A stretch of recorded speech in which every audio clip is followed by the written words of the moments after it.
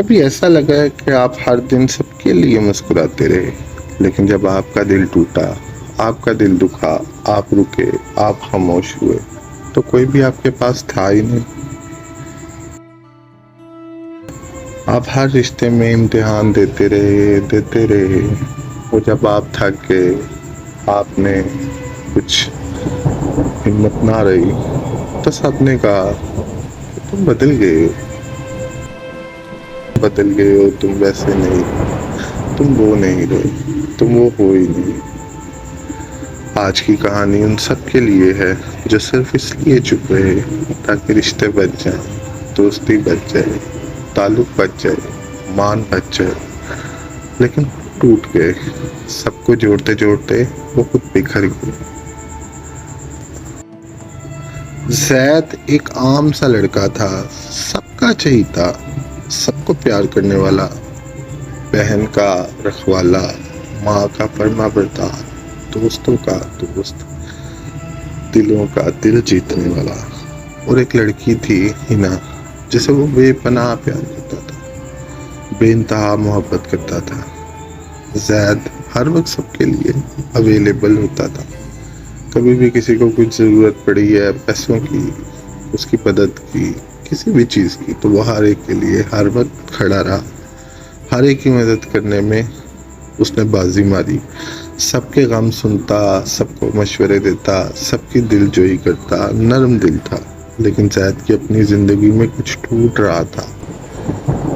وہ ہر رات چپ کے رو رہا تھا، پریشان ہو رہا تھا، اندر ہی اندر کوئی دکھ تھا جو اس کو کھائے جا رہا تھا، اس کو بتاتا نہیں تھا، نہ ماں کو، نہ ہی بہن کو، اور ہنا سے بھی بن کے وہ اکثر موڈ آف خاموش ہی رہتا تھا۔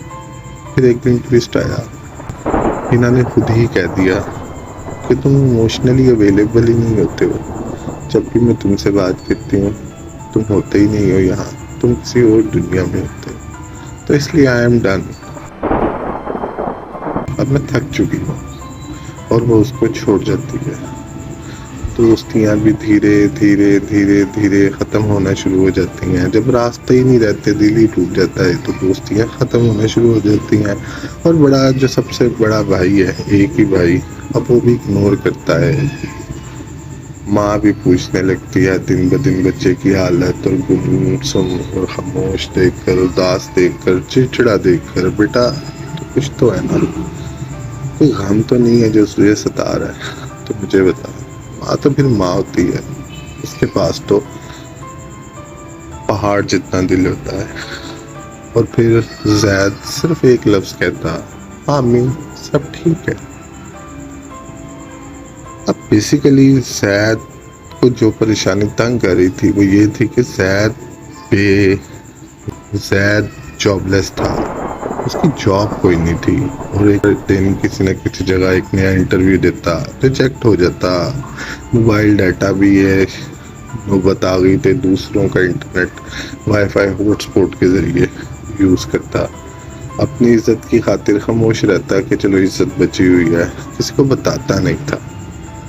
اس نے سوچا جب سب کچھ ٹھیک ہو جائے گا تب سب کو بتاؤں گا، ابھی برداشت کر لیتا ہوں۔ اس کو یہی لگتا کہ کل پرسوں ترسوں سب کچھ ٹھیک ہو جانا ہے، پھر سب کو بتاؤں گا۔ لیکن جب تک سب کو پتا چلا سب جا چکے تھے، وہ اکیلا رہ چکا تھا۔ اور پھر ایک دن زید نے ایک میسج لکھا، کسی کو نہیں بھیجا، صرف ڈرافٹ میں چھوڑ دیا۔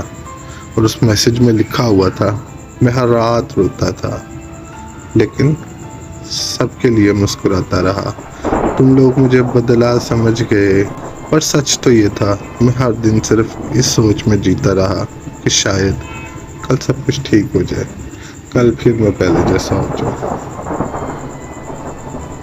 تو اسی طرح زندگی میں سب سے زیادہ توقعات تب ہوتی ہیں جب آپ ہر کسی کے لیے اچھا بننے کی کوشش کرتے ہیں۔ اچھے بننے میں اور اچھے ہونے میں زمین آسمان کا فرق ہے۔ جب آپ ہر کسی کے لیے اچھے بنے رہیں گے تو پھر آپ کے لیے کوئی بھی نہیں رکنے والا۔ زید جیسے لوگ ہم سب کے آس پاس ہوتے ہیں جو بولتے کم ہیں، برداشت زیادہ کرتے ہیں، اور صرف اسی لیے روتے ہیں تاکہ کوئی نہ کوئی آئے، کوئی روئے، کوئی تو پوچھے کہ بات کیا ہے۔